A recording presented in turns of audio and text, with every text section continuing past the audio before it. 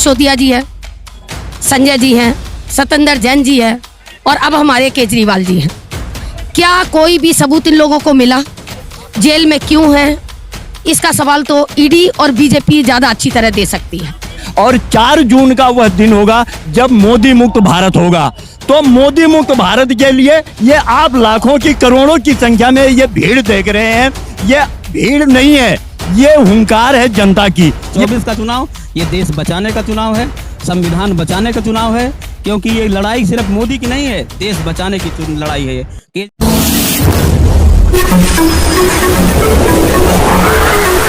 सुनील कुमार, आप देख रहे हो भारत 247। आज मैं आपको लेकर आया हूँ रामलीला मैदान। नेताजी से मैं आपकी कुछ बात करवाना चाहता हूँ कि आज ये नेताजी क्यों आए हैं रामलीला मैदान।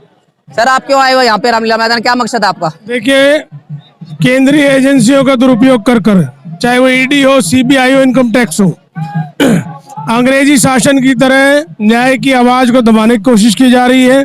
आप देख रहे हैं समूचे विपक्ष पर झूठे आरोप लगाकर उन्हें जेल में डालने की कोशिश की जा रही है ताकि इलेक्शन ना लड़ सके टीमें।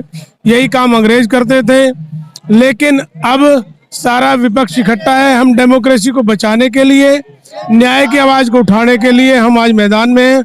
ईडी तालिबान की तरह काम कर रही है। इनकम टैक्स ने अभी कांग्रेस को नोटिस दिया 1800 करोड़ का, 135 करोड़ खाते में है और नोटिस दे दिया 1800 कुछ करोड़ का। 12,000 करोड़ का इलेक्टोरल बॉन्ड पैसा लेगी बीजेपी।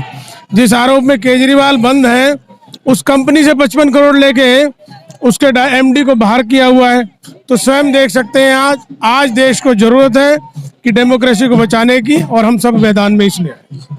आप रामलीला मैदान में क्या मकसद है, आप आज यहाँ आए हो? हमारा सिर्फ मकसद ये है कि इंडिया गठबंधन जो सबके साथ में जुड़ा हुआ है, सारे लोग पार्टियां एक हुई हैं, ये अच्छी तरीके से इसको मजबूत करना। और दूसरी बात, जो तानाशाही चल रही है देश के अंदर, जैसे मोदी सरकार ने जो तानाशाही लगा रखी है, उस तानाशाही खिलाफ ये पूरा जन सैलाब उमड़ा है, इसको उखाड़ के फेंक देने का पूरा काम करेगी। लगभग कितने क्या नाम है व्यक्ति यहाँ पे आए हैं रामलीला मैदान में? ये तो मान के चलिए कम से कम 10 लाख अभी और आएंगे, 10 लाख के आदमी आएंगे।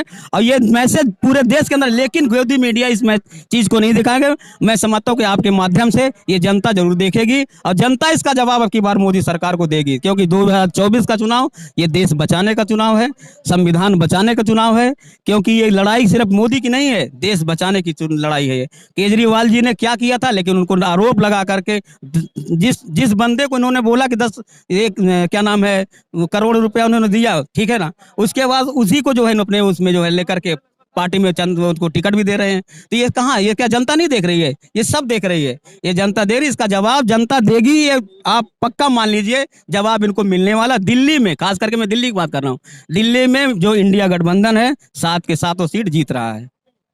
आप देख सकते हो, इन्होंने बतलाया कि 7 की 7 सीट इस बार दूसरी पार्टी जीतेगी। भाजपा सरकार को एक भी सीट नहीं आएगी, बिल्कुल नहीं आएगी, बिल्कुल नहीं आएगी, एक भी सीट भाजपा सरकार को नहीं आएगी। पब्लिक है ना भाजपा सरकार से नाराज है। और आज कहना, मैं काफी लोगों से मैंने इंटरव्यू लिया, वो यही कह रहे हैं कि भाजपा सरकार इस चुनाव में नहीं आएगी। मैं पंजाब से आया हूँ, पटियाला से आया हूँ, जनक्रॉस। आप आज आए हो तो रामलीला मैदान में क्या मकसद आपका यहाँ आने का? सर, हमारा मकसद ये है कि हमारे देश का जो कोई ईमानदार नेता आवाज उठाता है देश के लिए, देशवासियों के लिए, और सबसे ईमानदार व्यक्ति है, उसको उठा के जेल में मतलब डाला जाता है। बाकी सारी पार्टियों में कितने करप्ट लीडर बैठे हैं, नेता बैठे हैं, कि और जो लीडर हैं उन पे कार्रवाई क्यों नहीं होती? तो केजरीवाल जी को मुख्य क्यों बनाया जाता है? जी, कार्रवाई तो सरकार सब पे करती है, जो गलत काम करेगा वो जेल जाएगा।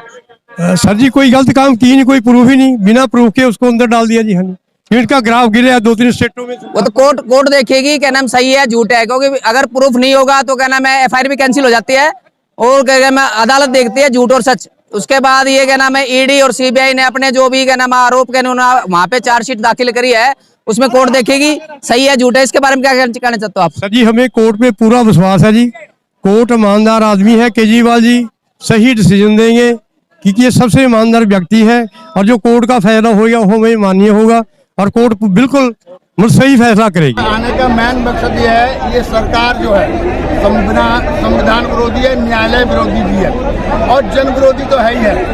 मैं जवाब देना चाहता हूँ कि ये सरकार जब किसी को गिरफ्तार करती है उस पर अपराध तो घोषित करे, जब अपराध भी घोषित नहीं करेगी, गिरफ्तार करेगी तो सिर्फ ये अंग्रेजों के चेले अंग्रेजों की तरह ही काम कर रहे हैं। ये वो लोग हैं जिनका एक खून भी आजादी में नहीं गिरा, बल्कि अंग्रेजों से माफी मांगने बोल वाले लोग जनता की तकलीफ को क्या जाने, राजनीति को क्या जाने, अंग्रेजों की गुलामी करने वाले लोग जनता को गुलाम बनाना चाहते हैं। जैसे कि हम किसानों की बात लें, किसान अपनी बात को कहने के लिए जब दिल्ली आ रहे हैं और हरियाणा सरकार वहां पर रोकती है, सुप्रीम हाई कोर्ट ने पूछा कि रास्ते पर चलने का सबका अधिकार है, आपने बैरिकेड किसके कहने पर लगाई और क्यों लगाई?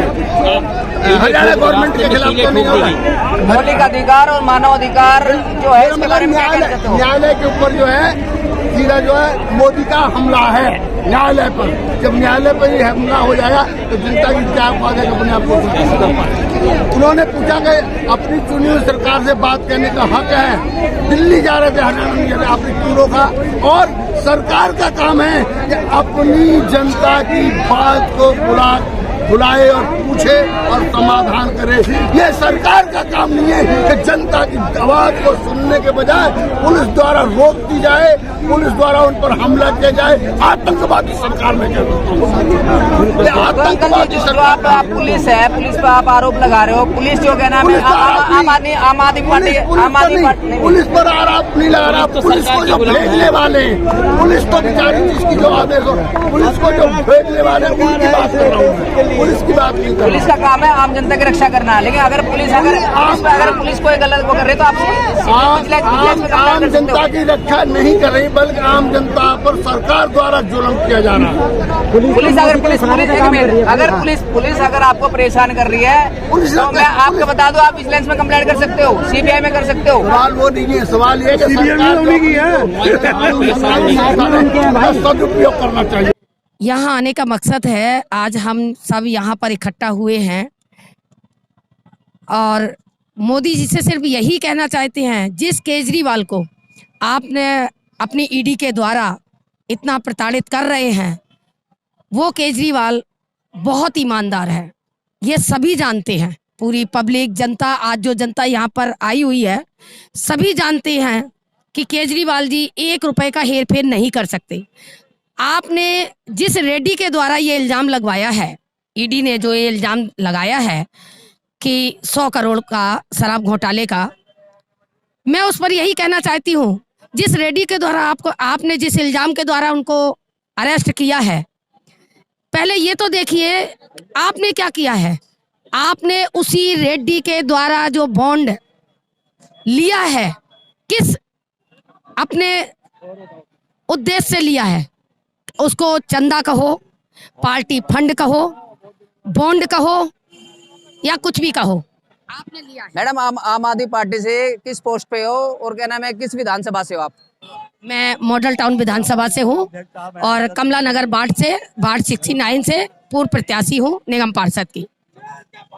आप देख रहे हो निगम पार्षद मैडम कह रही है कि जो ईडी और सीबीआई का गलत इस्तेमाल हुआ है। जी बिल्कुल गलत इस्तेमाल हुआ है। वो ईडी जो केजरीवाल जी को रिमांड पर लेती है, उससे ये पूछा जाए कि जिसके एक बार के कहने से आपने उनको अरेस्ट किया है, वो साफ साफ दिख रहा है कि ये मोदी जी की पार्टी के ही लोगों के द्वारा करवाया हुआ है। ईडी के तहत कहा जाए तो मोदी जी ने ही। सीएम केजरीवाल जी के खिलाफ कोई सबूत नहीं है, तो फिर कोर्ट में केस क्यों चल रहा है मैडम?